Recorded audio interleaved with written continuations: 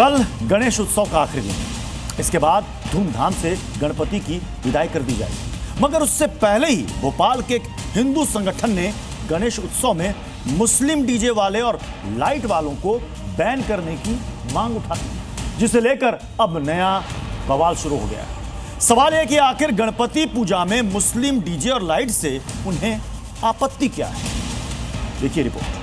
देश के बड़े हिस्से में गणेश उत्सव की धूम है। शहर शहर पंडालों में गणपति बप्पा के नारों की गूंज है और बस एक दिन बाद बप्पा की विदाई भी होने वाली है। मगर उससे पहले गणेश उत्सव में मुस्लिम डीजे और लाइट लगाने वालों को लेकर नया विवाद छिड़ गया है। दरअसल मध्य प्रदेश की राजधानी भोपाल के सबसे बड़े गणेश मूर्ति समारोह समिति के अध्यक्ष ने ऐलान किया है कि इस समारोह में जो मूर्तियां लेकर आ रहे हैं वो मुसलमानों के डीजे और लाइट का उपयोग ना करें। इस फैसले के पीछे इनकी दलील है कि जो हिंदू धर्म को नहीं मानते वो षड्यंत्र कर सकते हैं, जिनकी मूर्ति पूजा में आस्था नहीं है वो माहौल खराब कर सकते हैं। दूसरे धर्म के डीजे संचालक समारोह में अश्लील गाने बजा सकते हैं।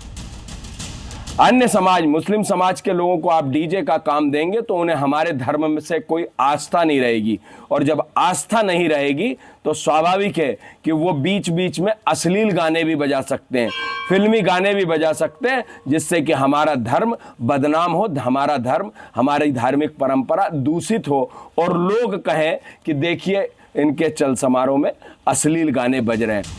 हिंदू समिति की इस अपील से मुस्लिम धर्मगुरु भड़के हुए हैं। वहीं डीजे वाले भाईजान का कहना है कि वो तो वही गाना बजाते हैं जिसकी डिमांड होती है।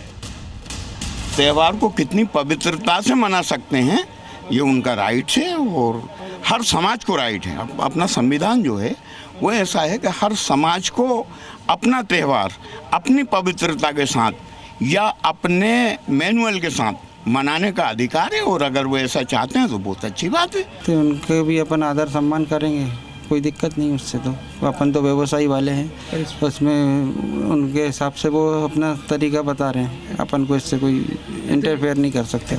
आपको याद होगा कि कुछ दिन पहले भोपाल में ही मुस्लिम मूर्तिकारों से गणपति की मूर्ति नहीं खरीदने की अपील की गई थी। हिंदू समिति के इस अपील पर भी काफी हंगामा हुआ था और अब गणपति उत्सव में मुस्लिम डीजे और लाइट वालों पर भी पाबंदी लगाने की बात कही जा रही है। देखना होगा कि इसका कितना असर होता है। भोपाल से दीपक द्विवेदी के साथ ब्यूरो रिपोर्ट, जी मीडिया। कल मुस्लिमों का त्यौहार 12 वफात भी है। इस मौके पर कल बड़ा जुलूस निकलना है और खास बात यह है कि कल जुमे की नमाज भी है और गणेश चतुर्थी भी। लिहाजा यूपी में योगी फोर्स फुल एक्शन में और हर शहर हर कस्बे में सुरक्षा चाक चौबंद कर दी गई। देखिए 12 वफात से पहले श्रावस्ती से संभल और कौशाम्बी से लखनऊ तक कैसे मुस्तैद है योगी फोर्स। काफी दिनों से आप लोग यहाँ रहते रहे हैं। पहले भी सांप्रदायिक त्योहार से त्योहार एक दूसरे के मनाए गए हैं, इसी प्रकार इस साल भी अपना अपना त्योहार मनाइए। 12 वफात का countdown, Yogi force in action. बस कुछ घंटे बाकी, चप्पे चप्पे पर सुरक्षा भारी। 12 वफात से ठीक पहले योगी फोर्स फुल एक्शन में आ चुकी है। यूपी के शहर शहर में सिक्योरिटी और गश्त बढ़ा दी गई है और हिंदू मुस्लिम पक्षों में शांति बनाए रखने की अपील की जा रही है। दरअसल कल 12 वफात के साथ ही जुमे की नमाज भी है, लिहाजा किसी तरीके से उपद्रवी और अराजक तत्व माहौल खराब करने की कोशिश ना करें, इसके लिए पूरे सूबे में सिक्योरिटी टाइट करने के आदेश दिए गए हैं। लखनऊ में 10 कंपनी पीएसी और 2 कंपनी आरएएफ तैनात की गई है। संवेदनशील इलाकों में 36 क्लस्टर मोबाइल और क्यूआरटी पेट्रोलिंग करेगी। ड्रोन कैमरों और सीसीटीवी कैमरे से जुलूस पर निगरानी रखी जाएगी, साथ ही सोशल मीडिया की लगातार निगरानी की जाएगी।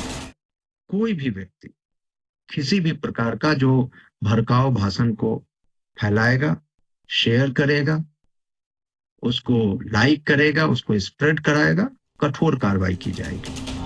मगर बीती रात लखनऊ के पारा कोतवाली के काशीराम कॉलोनी में 2 पक्षों के बीच 12 वफात के झंडे को लेकर विवाद हो गया। गली में झंडा और सजावट पर हंगामा मच गया।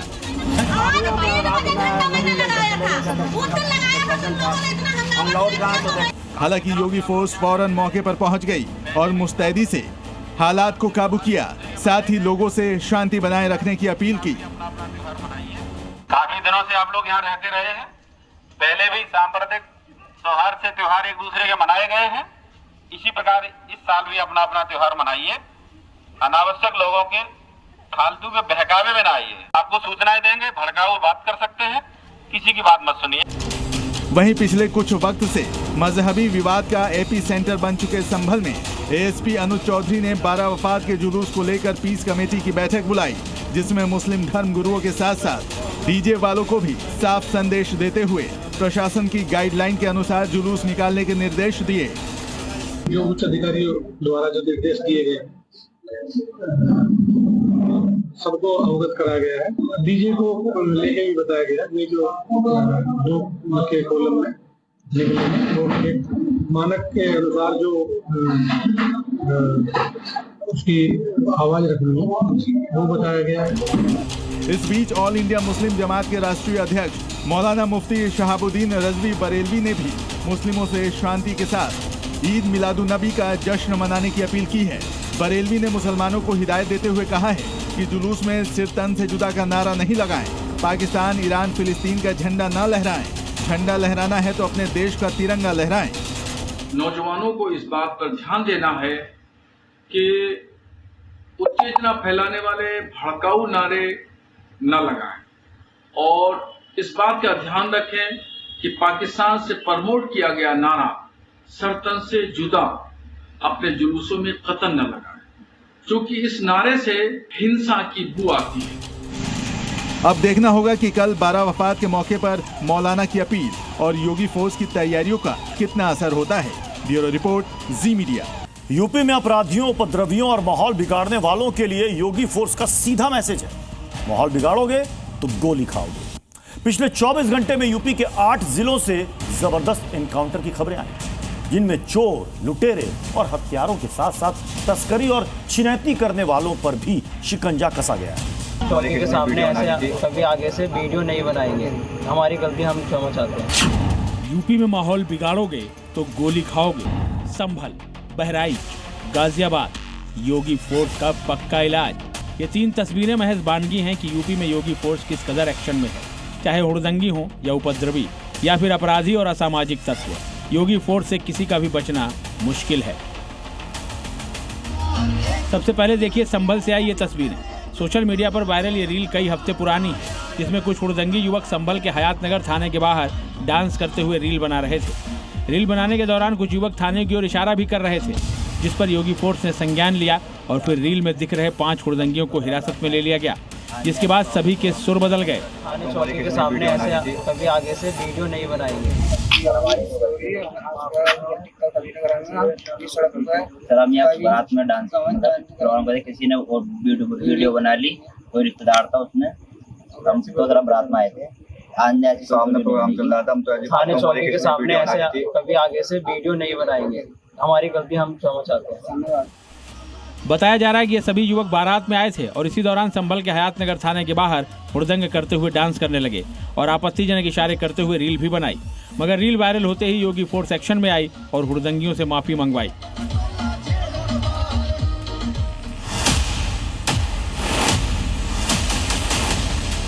संभल के हुड़दंगियों का गुनाह माफी के लायक था, लिहाजा उन्हें वहीं सजा दी गई। लेकिन कई जिले में अपराधियों का इलाज गोली से किया गया। पूरब से पश्चिम तक योगी फोर्स के ताबड़तोड़ एक्शन ने बदमाशों की नींद उड़ा दी। बीते 24 घंटे में सहारनपुर, गाजियाबाद, आगरा, कानपुर देहात, उन्नाव, बाराबंकी, गाजीपुर समेत कई इलाकों में ताबड़तोड़ मुठभेड़ हुई और इस दौरान करीब 1 दर्जन बदमाशों को लंगड़ा बनाकर गिरफ्तार किया गया। कासगंज में हत्या के 2 आरोपी गिरफ्तार हुए। आगरा में नामी बदमाश का एनकाउंटर किया गया। गाजियाबाद में 25,000 का इनामी गिरफ्तार हुआ। कानपुर में अपहरण की कोशिश करने वाले पकड़े गए। गाजीपुर में कुख्यात तस्करों के साथ मुठभेड़ हुई तो उन्नाव में बच्चे की मौत के गुनहगार पकड़े गए। मतलब साफ है कि जगह अलग अलग थी, अपराध अलग अलग थे, लेकिन सबका इलाज एक ही था। और योगी फोर्स का मैसेज भी एक ही है कि उत्तर प्रदेश में अपराध करोगे या माहौल खराब करोगे तो गोली खाओगे। ब्यूरो रिपोर्ट, जी मीडिया।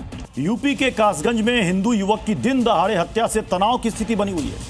युवक का परिवार इंसाफ की मांग करते हुए सड़क पर बैठा हुआ है और बुलडोजर एक्शन की मांग कर रहा है। हालांकि पुलिस ने राजकुमार की हत्या के 12 घंटे के बाद ही हिसाब करते हुए एनकाउंटर के बाद 2 आरोपी को पकड़ लिया, लेकिन तीसरा आरोपी अभी भी फरार है, जिसकी तलाश में छापेमारी जारी है। कासगंज से हमारी एक ग्राउंड रिपोर्ट देखिए। ये तस्वीर यूपी के कासगंज की है, जहां बीच बाजार राजकुमार नाम के युवक को 3 मुस्लिम युवकों ने चाकू से गोद कर मार डाला।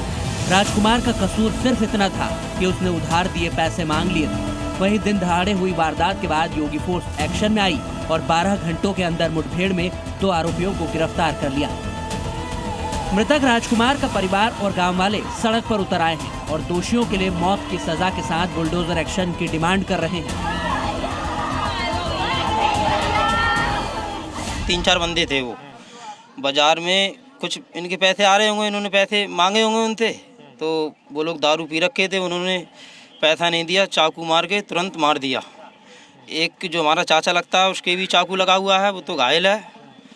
और सर मैं हाथ जोड़ के निवेदन करता हूँ, योगी मोगी सरदार थे, सर हमारा समर्थन जरूर आप करें और इनके घर पे बुलडोजर चलना चाहिए। बंदा चाहिए, जैसे मेरे पति को मारा है तैसे उसे भी मारो, बंदा चाहिए।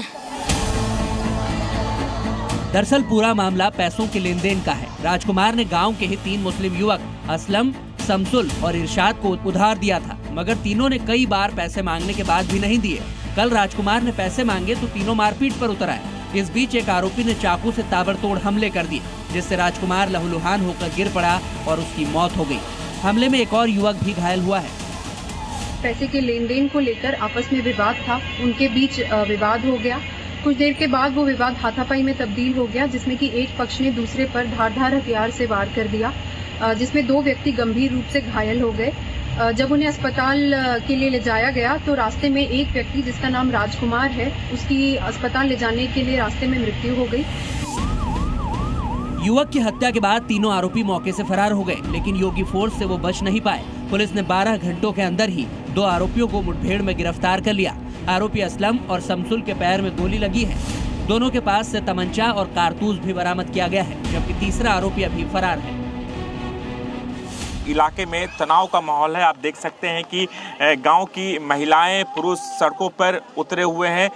पूरे गांव में सन्नाटा पसरा हुआ है। लोगों का रो रो कर बुरा हाल है। परिवार के लोग लगातार यहाँ पर रो रहे हैं। ये तस्वीरें भी देखनी चाहिए कि यहाँ पर किस तरीके से राजकुमार की हत्या हुई और टिंकू घायल अवस्था में अस्पताल में भर्ती किया है। राजकुमार की पत्नी को आप देख सकते हैं, रो रो कर बुरा हाल है। उधर दिन दहाड़े हुई हत्या से लोगों में आक्रोश है। साथ ही मामला हिंदू मुस्लिम से जुड़े होने की वजह से इलाके में तनाव का माहौल है। फिलहाल बढ़ते टेंशन की आशंका को लेकर पुलिस हाई अलर्ट मोड पर है और इलाके में फोर्स तैनात कर दी गई है। गांव में यहाँ पर तमाम बड़े अधिकारी मौजूद हैं, यहाँ पर डेरा जमाए हुए हैं, क्योंकि हत्या मुस्लिम समाज के पर पड़ा है, जिसमें से 2 आरोपियों को पुलिस ने इनकाउंटर किया है। उनके पैर में गोली लगी है, उन्हें गिरफ्तार कर लिया गया है। लेकिन इलाके में तनाव बना हुआ है। फिलहाल पुलिस इस पूरे मामले की जांच में जुटी है। वहीं आरोपी और उसके परिवार के लोग फिलहाल फरार चल रहे हैं। राजू राज, जी मीडिया, कासगंज। यूपी में जहां एक तरफ अपराधियों पर ताबड़तोड़ एक्शन जारी है, तो वहीं दूसरी ओर एक वीडियो सामने आया जिसमें एक मनचला हिंदू लड़की को उसके भाई के सामने छेड़छाड़ करता हुआ दिख रहा है। वहीं जब लड़की के भाई ने वीडियो बनाने की कोशिश की तो मनचले रजाब ने भड़क कर हमला कर दिया। अब इसके बाद इस हरकत का वीडियो वायरल हुआ तो अब कार्रवाई की मांग भी हो रही है। बेटी और व्यापारी को सुरक्षा दी जा रही है, हर एक नागरिक को सुरक्षा की गारंटी दी जा रही है और सुरक्षा पर जिसने सेंध लगाने का कार्य किया तो उसके लिए यमराज का टिकट भी उसे उपलब्ध करवाया जा रहा है। भाई के सामने छेड़खानी, भाईजान की मनमानी, मुस्लिम मनचला छात्रा के पीछे पड़ा, भाई ने दी माफी, पुलिसिया हिसाब बाकी। कुशीनगर की ये तस्वीर बेहद ही हैरान करने वाली है, जहां एक मनचला बीच सड़क पर एक छात्रा से छेड़खानी करता दिख रहा है। जहां एक तरफ योगी फोर्स मनचलों का इलाज कर रही है, ऑपरेशन लंगड़ा के तहत यूपी में बदमाशों पर शिकंजा कसा जा रहा है, तो वहीं दूसरी तरफ एक वीडियो सामने आया है जिसमें एक मुस्लिम युवक बीच सड़क पर एक लड़की से छेड़छाड़ करता दिखा। दरअसल मोहल्ले का ही रहने वाला मुस्लिम युवक रजाब आलम स्कूल जा रही एक छात्रा को बीच सड़क रोककर नंबर देने की कोशिश करने लगा। इस दौरान जब उसके भाई ने ऐसा करने से मना कर दिया तो उस पर भी भड़क गया और उसके हाथों से फोन छीनने की कोशिश की, लेकिन मनचला नहीं माना और जबरदस्ती करता दिखा। हिम्मत तो देखिए, बीच सड़क लड़की के भाई के सामने बदतमीजी करता रहा। इस दौरान वीडियो बनता देख मनचला अपनी बाइक पर बैठकर वहां से निकल गया। सोशल मीडिया पर वीडियो वायरल होने के बाद अब इस मनचले की पुलिसिया इलाज करने की मांग हो रही है। योगी फोर्स ऐसे मजनू का पक्का इलाज करेगी। ब्यूरो रिपोर्ट, जी मीडिया। यूपी में अगले साल पंचायत के चुनाव होने हैं, लेकिन बीजेपी अभी से इसकी तैयारियों में जुट गई। बीजेपी ने एसपी के पीडीए फॉर्मूले की काट के लिए एमपी दांव चला है। पंचायत चुनाव के लिए बीजेपी का खास प्लान क्या है, देखिए इस खास रिपोर्ट में।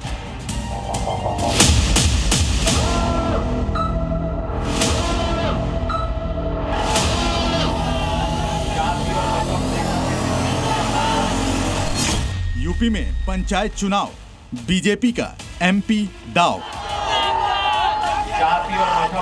यूपी पंचायत चुनाव में भले ही अभी 8 से 9 महीने का वक्त है, लेकिन सभी दलों ने अभी से इसके लिए तैयारियां शुरू कर दी हैं, क्योंकि पंचायत चुनाव को 2027 में होने वाले विधानसभा चुनाव का सेमीफाइनल माना जा रहा है। चुनाव से पहले समाजवादी पार्टी पीडीए फॉर्मूला पर काम कर रही है, तो बीजेपी ने इसकी काट के लिए एमपी फॉर्मूला बनाया है।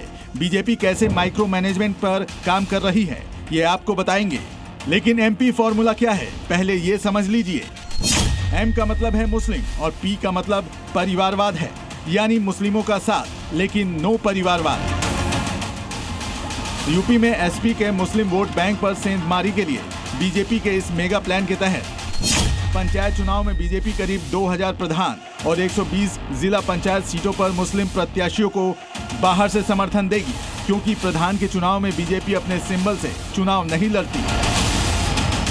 इस रणनीति के तहत बीजेपी अल्पसंख्यक मोर्चा अभी से एक्टिव हो गया है। ऐसे गांव और जिला पंचायतों की सूची तैयार की जा रही है, जहां मुस्लिम कैंडिडेट बीजेपी के सहयोग से जीत हासिल कर सकें। भाजपा अल्पसंख्यक मोर्चा इस बार जिला पंचायत और ग्राम पंचायत के चुनाव में बड़ी तादाद में अल्पसंख्यक समाज के लोगों को भारतीय जनता पार्टी के समर्थन से ग्राम पंचायत और जिला पंचायत के चुनाव लड़ाएगा। और हमारा लक्ष्य है कि लगभग 3000 के आसपास प्रधान जीत करके आए और हर गांव के अंदर एक पक्ष भारतीय जनता पार्टी के साथ खड़ा हो और भारतीय जनता पार्टी की अल्पसंख्यक समाज के अंदर, लेकिन मुसलमानों के अंदर एक मजबूत लीडरशिप खड़ी हो। मॉनसून सीजन में पहाड़ों की परेशानी कम नहीं हो रही। बारिश, बाढ़ और लैंडस्लाइड का दौर जारी है।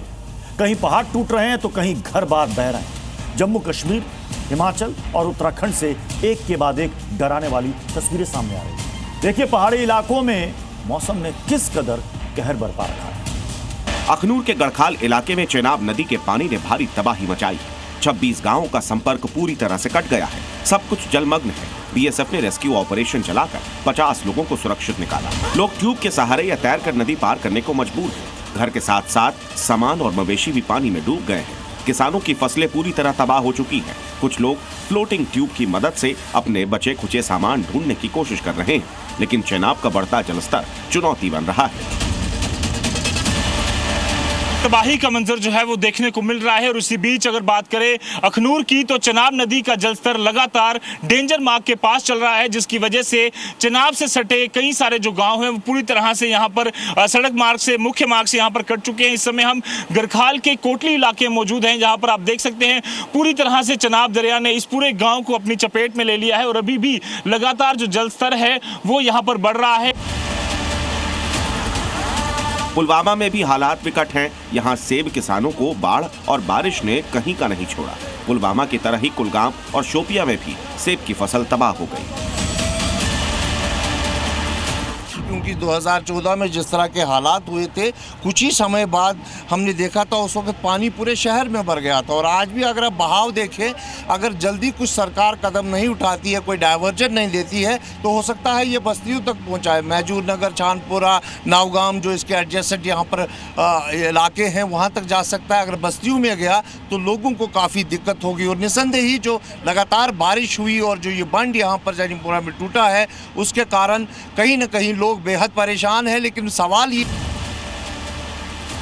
झेलम उफान पर है। कई जगह तटबंध टूट गए हैं। इससे झेलम का पानी 800 घरों में घुस गया है। इस वक्त हम टेंगन इलाके में है, जो झेलम कॉलोनी है। ये यहाँ पर आप देख सकते हैं जो जीनपुरा में ब्रीच हुआ, उसके बाद पानी जो है घरों में घुस गया है। जानकारी के मुताबिक 800 चूल्हे हैं यहाँ पर जो मुतासिर हुए हैं, जिनके घरों में पानी गया है। हालांकि कल शाम को ही जो है ये लोग यहाँ से धीरे धीरे निकले थे, क्योंकि जब पानी का स्तर जो है बढ़ गया था झेलम का, और ये इलाका जो है फ्लड प्रोन इलाका है, और यहाँ पर कंडी जाल एक जगह है जिसको अक्सर पहले सरकार काटती थी कि पानी डाइवर्ट करने के लिए। किश्तवाड़ में भारी बारिश के बाद लैंडस्लाइड हुई, मलबे की चपेट में आने से 5 लोग घायल हो गए। हिमाचल के हालात भी सुधर नहीं रहे। कुल्लू के अखाड़ा बाजार में सुबह फिर से भूस्खलन हुआ। 8 लोग मलबे के नीचे दब गए। कुछ मकान भी इस आपदा की चपेट में आ गए। उत्तराखंड के हर्षिल में फिर पहाड़ दरकने लगे। प्रशासन ने लोगों को अलर्ट किया है। भागीरथी का जलस्तर भी लगातार बढ़ रहा है। नैनीताल में एक अलग ही परेशानी देखने को मिली। नैनीताल के हाईवे पर दरारें पड़ गई। यह हाल भारी बारिश की वजह से। भारी बारिश के बीच उत्तराखंड के थराली में भी पहाड़ टूटा। लैंडस्लाइड से कुछ घरों को नुकसान पहुंचा है। ब्यूरो रिपोर्ट, जी न्यूज़। यमुना का जलस्तर खतरे के निशान से 2 मीटर ऊपर आ चुका है और अब यह पानी सिर्फ यमुना किनारे के इलाकों में नहीं, बल्कि दिल्ली की सड़कों तक पहुंच चुका है। सिविल लाइन से लेकर दिल्ली सचिवालय के पास भी बाढ़ की घुसपैठ हो चुकी है। और तो और दिल्ली में यमुना का जलस्तर कई रिकॉर्ड भी तोड़ चुका है। दिल्ली में यमुना के उफान ने क्या हाल किया है, इन तस्वीरों से समझिए। सड़कों पर नावें हैं, घुटनों से ऊपर तक पानी है। लोगों का रेस्क्यू किया जा रहा है। लोग अपना घर छोड़ सुरक्षित जगह जाने को मजबूर हैं। पिछले 3 दिन से बढ़ता यमुना का जलस्तर अब अपने सारे रिकॉर्ड तोड़ रहा है। आज सुबह ये पानी सड़कों तक आ गया। दिल्ली का ring road, monastery, Wazirabad, Kashmiri gate का इलाका पानी से भर चुका है। मोनेस्ट्री में तो पानी का स्तर 2.5 फीट से ऊपर आ चुका है। कम से कम 5 से 5.25 फुट तक पानी आ चुका है। मेरी खुद की हाइट 6 फुट है। और यहाँ पर आपको बता दूँ, तस्वीरों में एक चीज़ दिखाना चाहता हूँ। पूरी मार्केट जो है वो पूरी पानी में डूब चुकी है, जलमग्न हो चुकी है। ऊपर कुछ लोग रहते हैं अलग अलग जगह पर। यहाँ पर जो मकान बने उनमें कुछ लोग हैं। हालांकि कई लोग यहाँ से शिफ्ट हो गए, उनको रेस्क्यू करके भेज दिया गया। कुछ लोग नहीं अभी जा रहे हैं और वो ऊपर ही हैं। तो वो सारी सिचुएशन इस तरह की है। यमुना का ये जलस्तर 207.40 को भी पार कर चुका है और 2010 में आई बाढ़ का रिकॉर्ड तोड़ चुका है। हालात यह है कि प्रभावित इलाकों से लोगों का बोट और ट्रैक्टर के जरिए रेस्क्यू किया जा रहा है। इंसानों के साथ साथ मवेशियों को भी रेस्क्यू किया गया, जैसा कि यमुना बाजार की इन तस्वीरों में दिख रहा है, जहां ट्रैक्टर के पीछे मवेशियों को बांधकर रेस्क्यू किया जा रहा है।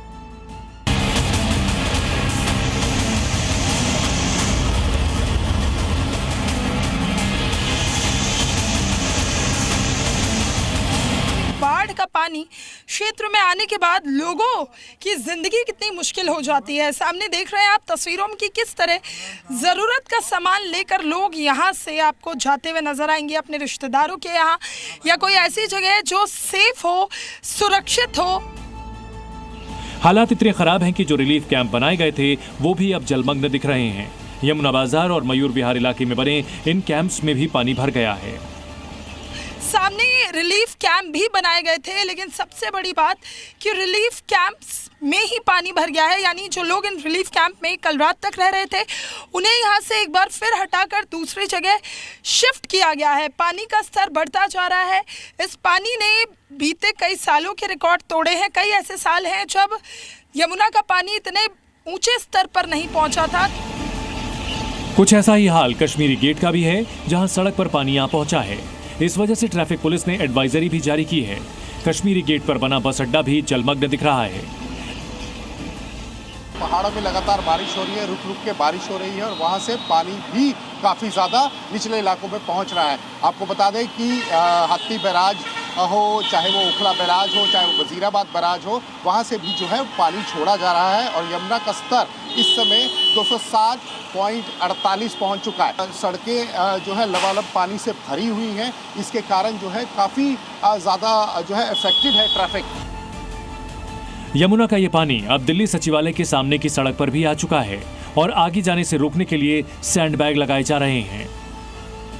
मिट्टी से भरे जो बैग है वो लगा दिए गए हैं। कोशिश इनके जरिए कि ये जो पानी रिस रहा है इसको रोक दिया जाए, लेकिन ये मुमकिन होता हुआ नज़र नहीं आ रहा। ये देख लीजिए, दीवारों से जो पानी रिसना है वो शुरू हो गया है और ये दिल्ली सचिवालय की तरफ जो पानी है वो दरअसल बढ़ रहा है। ये सैंड बैग है, इनके जरिए रोकने की कोशिश है पानी को कि पानी आगे की तरफ ना जाए, लेकिन इतनी तेज़ी से पानी आगे बढ़ रहा है। पूरी दीवार जो है रिस रही है, पानी जो है आगे की तरफ जा रहा है। हो सकता है कि क्योंकि पुरानी दीवार है। दिल्ली में बढ़ते यमुना के स्तर की वजह से यमुना बैंक मेट्रो स्टेशन तक जाने वाला रास्ता भी बंद करना पड़ा। हालांकि स्टेशन अभी भी चल रहा है, वहीं दूसरी तरफ प्रशासन भी हालातों को लेकर सतर्क है। लगातार मॉनिटरिंग की जा रही है और निचले इलाकों से लोगों को हटाया जा रहा है। ब्यूरो रिपोर्ट, जी मीडिया। जी न्यूज़।